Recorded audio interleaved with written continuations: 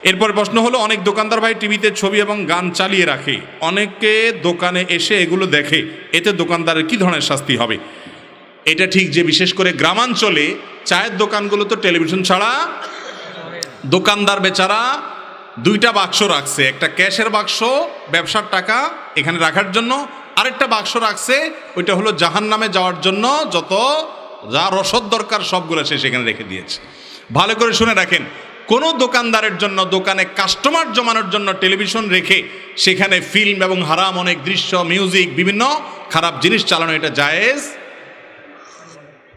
কিন্তু এই নাজায়েজ কাজটা আমাদের দেশে অনেকে করে কি করে না?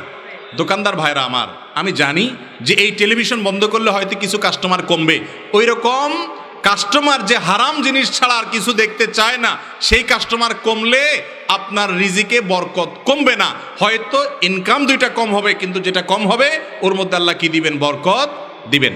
বিধায় এগুলো জায়েজ নাই।